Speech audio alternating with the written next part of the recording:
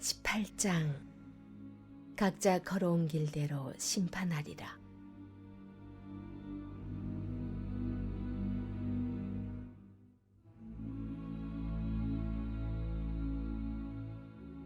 나에게 임한 하나님의 메시지다. 어찌된 영문이냐? 나라에 이런 말이 돌다니. 부모가 덜 익은 사과를 먹더니 자식들이 배탈이 났다. 살아있는 나 하나님을 두고 맹세하는데 이스라엘에 더 이상 이 말이 돌지 않을 것이다. 남자나 여자, 아이나 부모 자식 할 것 없이 모든 영혼은 다 내 것이다. 너희는 너희 자신의 죄로 죽는 것이지 다른 사람의 죄로 죽는 것이 아니다. 정의롭고 올바르게 사는 의인이 있다고 하자. 그는 이방 산당에 바쳐진 음식을 먹지 않고 이스라엘의 인기 높은 우상들을 숭배하지 않고 이웃의 배우자를 유혹하지 않고 함부로 성관계를 갖지 않고 누구도 학대하지 않고 담보물로 재산을 늘리지 않고 도적질하지 않고 줄이는 이들에게 기꺼이 먹을 것을 주고 헐벗은 이들에게 입을 것 주기를 거절하지 않고 가난한 이들을 착취하지 않고 충동과 탐욕에 따라 살지 않고 사람을 차별하지 않고 나의 율례를 지키고 나의 규례를 높이며 신실하게 그것을 따른다. 이처럼 올바르게 사는 사람은 참되고 충만한 삶을 살 것이다. 주 하나님의 보고다. 그런데 이 사람에게 폭력을 휘두르고 살인을 자행하며 부모와 다르게 사는 자식이 있다고 하자. 그는 이방 산당에 바쳐진 음식을 먹고 이웃의 배우자를 유혹하고 약자를 학대하고 도적질하고 담보물로 재산을 늘리고 우상을 숭배하고 역겨운 짓을 벌이고 가난한 이들을 착취한다. 이런 사람이 살 수 있을 것 같으냐? 천만의 말씀이다. 이런 추잡한 짓을 벌이는 자는 마땅히 죽을 것이다. 자신의 잘못으로 죽을 것이다. 그런데 이 사람에게도 자식이 있어 자기 부모의 죄를 보면서 자랐다고 하자. 그런데 그는 부모처럼 살지 않는다. 그는 이방 산당에 바쳐진 음식을 먹지 않고 이스라엘의 인기 높은 우상들을 숭배하지 않고 이웃의 배우자를 유혹하지 않고 누구도 학대하지 않고 돈을 구워주기를 거절하지 않고 도적질하지 않고 줄이는 이들에게 기꺼이 먹을 것을 주고 헐벗은 이들에게 입을 것 주기를 거절하지 않고 충동과 탐욕에 따라 살지 않고 가난한 이들을 착취하지 않는다. 그는 나의 말을 준행한다. 그는 나의 규례를 이행하며 나의 율례를 따라 산다. 이런 사람은 그의 부모가 죄를 지었다고 해서 죽지 않는다. 그는 참되고 복된 삶을 살 것이다. 그러나 그의 부모는 자기 소행으로 인해 죽을 것이다. 그는 약자를 압제하고 형제 자매에게 강도짓을 하고 공동체에 큰 해를 끼치는 죄를 지었기 때문이다. 너희는 부모의 죄값을 자식이 함께 치르는 것이 아닙니까 하고 묻는다만 무슨 소리냐? 명백하지 않느냐? 그 자식은 공정하고 옳은 일을 했다. 힘써 정당하고 옳은 일을 한 그 자식은 그로 인해 살 것이다. 바르고 행복하게 살아갈 것이다. 누가 죄를 지으면 죄 지은 그 사람이 죽는다. 자식은 부모의 죄값을 함께 치르지 않으며 부모 역시 자식의 죄값을 함께 치르지 않는다. 네가 올바른 삶을 살면 그 공로는 네게 돌아간다. 네가 악한 삶을 살면 그 죄값 역시 네게 돌아간다. 그러나 악인이라도 죄짓던 삶에서 돌이켜 나의 율례를 지키고 정의와 공의로 살면 그는 살 것이다. 참으로 살 것이다. 그는 죽지 않으리라. 그가 저지른 악행의 목록을 내가 삭제해버릴 것이다. 그는 살 것이다. 생각해보아라. 내가 악인이 죽는 것을 기뻐하겠느냐? 나의 기쁨은 그들이 돌이켜서 더 이상 잘못을 저지르지 않고 바르게 사는 것, 참된 삶을 사는 것이 아니겠느냐?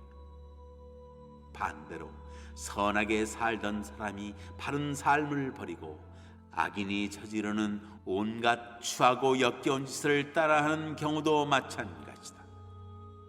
이 사람이 살겠느냐? 나는 그가 행한 선행의 목록을 삭제해버릴 것이다. 그는 자신의 반역과 그 쌓인 죄로 죽을 것이다. 이를 두고 너희가 공정하지 않다, 하나님이 공정하시지 않다고 말하느냐? 이스라엘아, 잘 들어라. 내가 공정하지 않다고 보느냐? 공정하지 않은 쪽은 너희다. 선인이라도 선한 삶을 버리고 죄짓기 시작하면 그는 그로 인해 죽을 것이다. 자기 죄로 죽는 것이다. 마찬가지로 악인이라도 악한 삶에서 돌이켜 선하고 공명정대하게 살기 시작하면 그는 자기 생명을 구할 것이다. 지금껏 자신이 저지른 모든 잘못을 직시하고 그것들과 단호히 결별하면 그는 살 것이다. 참으로 살 것이다. 그는 죽지 않을 것이다. 그런데 이스라엘은 계속 공정하지 않다, 하나님이 공정하시지 않다며 징징거린다. 이스라엘아, 나더러 공정하지 않다고 하느냐? 공정하지 않은 쪽은 너희다. 이스라엘아, 요지는 이것이다. 나는 너희 각 사람이 걸어온 길대로 심판할 것이다. 그러니 돌이켜라. 반역 행위에서 돌이켜 죄로 인해 나락에 떨어지는 일이 없게 하여라. 과거를 청산하여라. 부디 반역을 그쳐라. 마음을 새롭게 하여라. 영을 새롭게 하여라. 이스라엘아, 왜 죽고자 하느냐? 나는 누구의 죽음도 기뻐하지 않는다. 주 하나님의 보고다. 과거를 깨끗이 청산하여라. 그리고 살아라. 1절로 3절입니다. 처음 3절은 전체 단락 도입부에 해당합니다. 말씀 사건의 양식으로 시작하지만 에스겔에게 사명을 위임하는 명령은 나오지 않습니다. 마치 여호와께서 이스라엘 족속과 직접 논쟁하시는 것 같은 인상을 줍니다. 논쟁은 이스라엘 땅에 관한 속담을 인용하는 것으로 시작합니다. 아버지가 신 포도를 먹었으므로 그의 아들의 이가 시다. 행위는 아버지들이 했는데 그 결과는 아들들의 몫이 된다는 뜻이죠. 앞 세대의 행위가 다음 세대의 운명을 결정한다는 말입니다. 여호와께서 당신의 생명을 걸고 속담 폐지를 선포하십니다. 악인이 자신이 저지른 악으로 인해 멸망에 떨어지는 것은 하나님의 정의에 일치하는 참이지만 유배민들의 눈에 유다의 멸망과 그 결과에는 이해할 수 없는 부분이 있었습니다. 하나님의 심판이 당사자가 아니라 책임 없는 자에게 떨어진 것처럼 보였습니다. 잘못을 저지른 세대와 그 잘못에 책임을 지는 세대가 불일치하게 보인 것이죠. 속담은 유배민들의 당혹스러운 현실 인식이 담긴 주장입니다. 아버지가 신포도를 먹었으면 아버지의 이가 시려야 하는데 아들의 이가 시리는 모순된 일이 발생했습니다. 물론 유배민들은 이 속담으로 하나님의 정의를 조롱하거나 무시하려 했던 것은 아닙니다. 유배민들의 입장에서 멸망의 심판이 초래한 신학적 공경을 설명해 보려는 시도였습니다. 이들에게는 두 가지가 분명했습니다.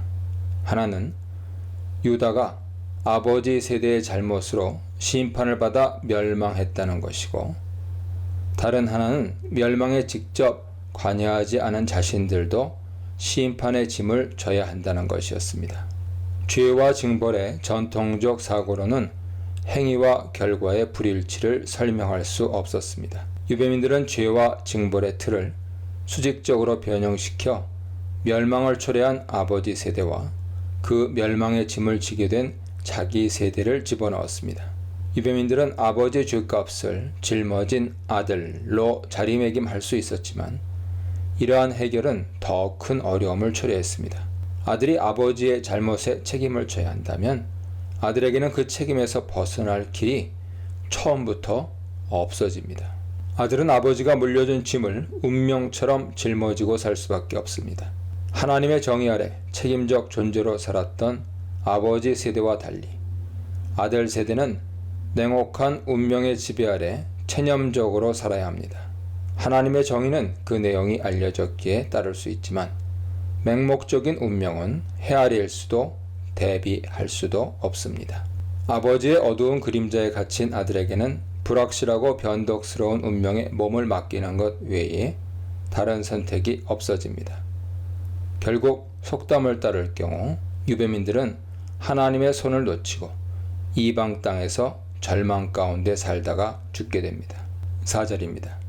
에스겔은 전통적인 입장에서 죄값은 잘못을 범한 자, 잘못을 범한 세대에 한정된다고 주장합니다.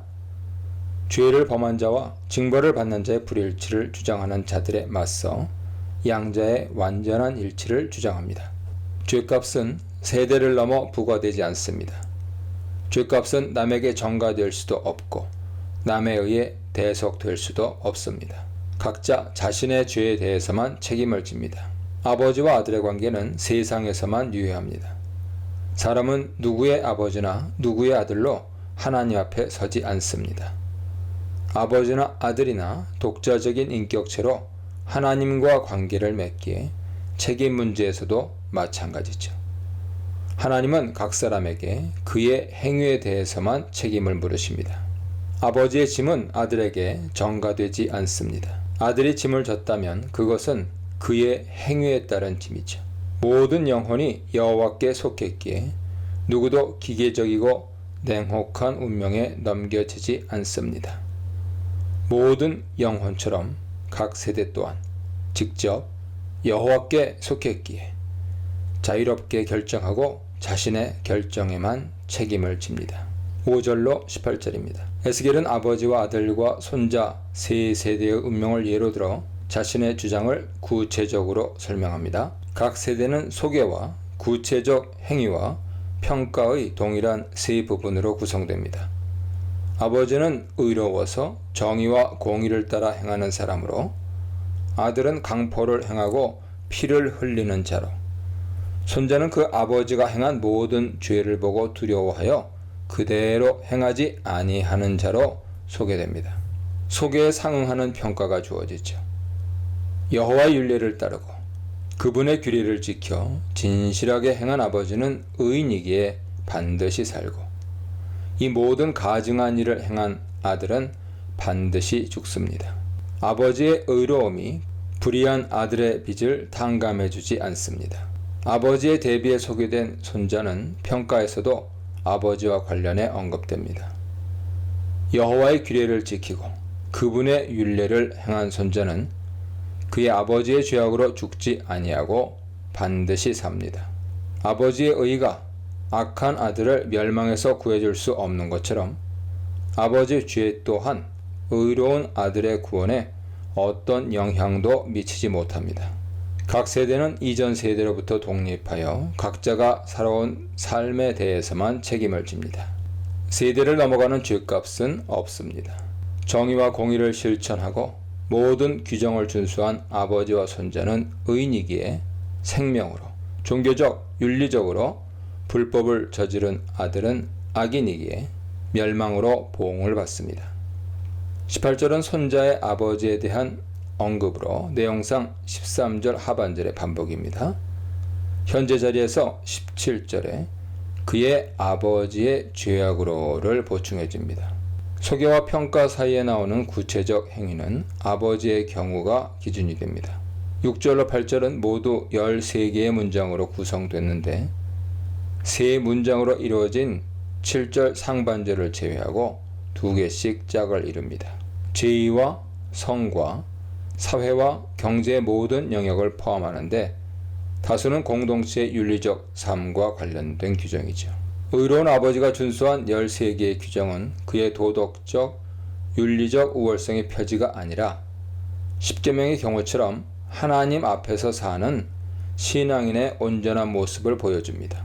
손자의 경우는 4번째와 13번째 규정을 제외하면 할아버지의 경우와 거의 일치하고 아들의 경우는 규정의 순서와 수에서 좀 더 많은 차이를 보입니다. 전체적으로 아버지와 아들과 손자 모두에게 같은 기준이 적용됩니다. 죄 없이 심판 없다. 의인의 심판은 없다. 행한 대로 받는다에 대해 묵상해 보시기 바랍니다. 19, 20절입니다. 죄의 문제에 있어 아버지와 아들을 책임적 독립적 단위로 주장하는 이 두 구절은 논쟁의 결론에 해당합니다. 백성의 주장을 인용하는 19절 상반절에 아들이 어찌 아버지의 죄를 담당하지 아니하겠느냐는 2절의 속담을 신학적으로 진술한 수사적 질문으로 아버지가 먹은 신포도를 아버지의 죄로, 아들의 실인 일을 아버지의 죄값으로 확인해 줍니다. 19절 하반절은 백성의 주장에 대한 반박으로 정의와 공의를 행하며는 5절에서 내 모든 율례를 지켜 행하였으면 그는 반드시 살리라는 9절과 17절 하반절에서 가져온 표현입니다. 아들이 아버지의 죄를 짊어지는 죄값의 대물림은 없습니다. 아버지와 손자처럼 정의와 공의를 행하면 그는 반드시 삽니다. 20절은 4절과 함께 틀을 구성하죠.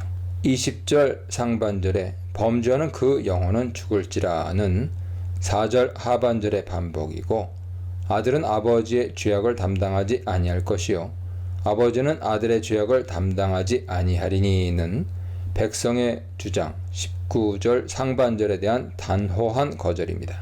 이 구절은 신명기 24장 16절 그리고 열왕기하 14장 6절에 대한 인용으로 죄값이 세대를 넘어 전가된다는 백성의 주장이 하나님의 정의에 관한 이스라엘의 전통의 어긋남을 시사해 줍니다.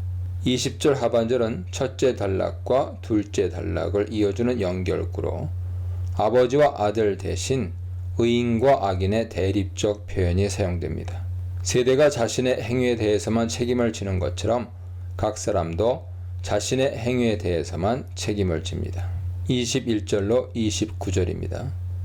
아들은 아버지의 죄를, 아버지는 아들의 죄를 짊어지지 않고 자신의 죄만 짊어진다는 에스겔의 주장을 따른다고 어려움이 다 해소되는 것은 아닙니다. 유다의 멸망은 아버지 세대뿐만 아니라 직접 책임이 없는 아들 세대에게도 치명적인 영향을 끼쳤습니다. 속담이 보여주듯이 아들 세대도 멸망의 짐에서 자유로울 수 없었습니다. 범죄하는 그 영혼은 죽으리라는 에스겔의 주장을 유대민들에게 적용해보면 아들 세대에 지워진 짐은 그들의 죄값, 곧 그들의 유죄 판결의 증거가 됩니다. 아들 세대 역시 아버지 세대처럼 죄를 지었기에 멸망의 위기에 처한 것이죠. 유대민들의 입장에서 보면 속담이나 에스겔의 주장이나 마지막은 다르지 않았습니다.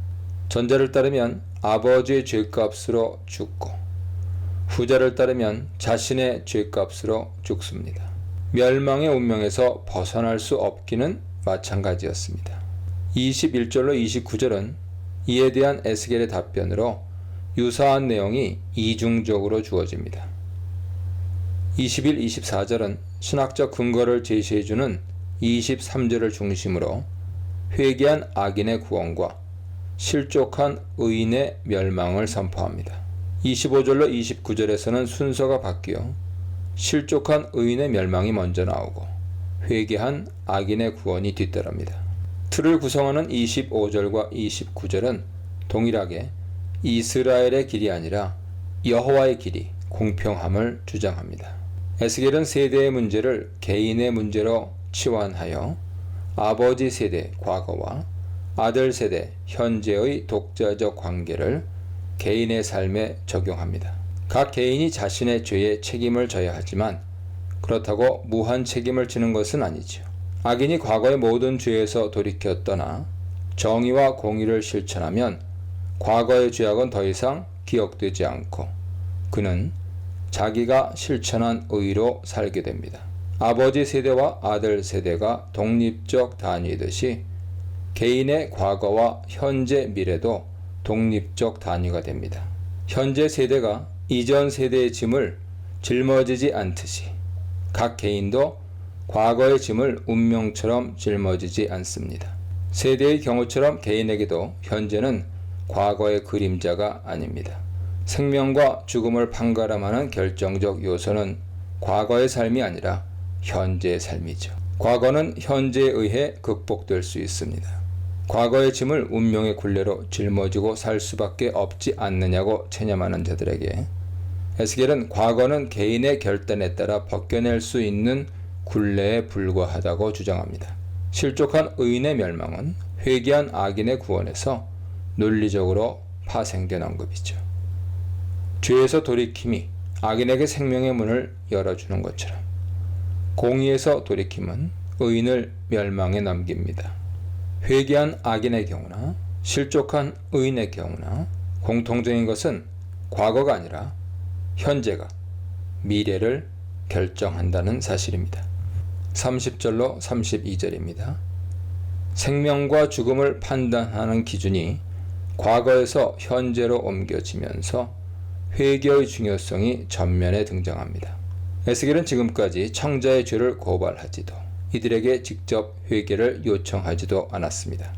에스겔은 이들에게 의인의 모습과 악인의 모습을 보여주고 회개한 악인의 구원과 실족한 의인의 멸망에 관한 가르침만 주었습니다.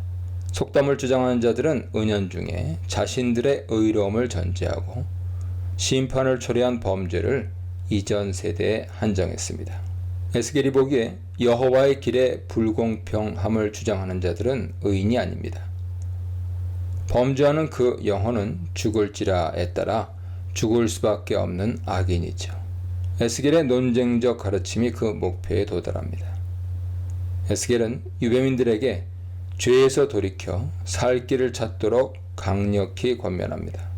각 사람을 그 행위대로 심판하시는 하나님의 궁극적 목표는 이스라엘의 멸망이 아니라 이스라엘 족속이 죄에서 돌이켜 살도록 하는 데 있습니다. 하나님의 정의는 무감각한 교리나 냉혹한 칼이 아니라 당신 백성을 향해 호소하시는 정의입니다. 그분의 정의는 토론과 사변의 대상이 아니라 신뢰의 근거입니다. 이스라엘은 악인에게 구원의 문을 열어주신 하나님의 길의 공평함을 인정하고 모든 죄에서 떠나 살도록 해야 합니다. 특이하게도 마음과 영을 새롭게 하는 주체로 이스라엘 족속이 언급됩니다. 36장 26절 보세요. 회개의 요청에 적극적으로 반응해 아버지와 손자처럼 정의와 공의를 행하도록 격려합니다. 사람은 하나님 앞에서 타율적으로 이끌려가는 존재가 아닙니다. 새로운 시작의 은총에 적극적으로 자발적으로 참여해 책임도 지는 의지적 주체입니다. 물론 현재 문맥에서는 개인이 너무 강조되면 안 됩니다. 에스겔 18장의 청자는 개인이 아니라 이스라엘 족속입니다. 절망에 빠진 바벨론 유배민들에게 포기하지 말고 미래에 있을 하나님 백성의 회복에 적극적으로 참여하도록 권면하는 말씀이죠.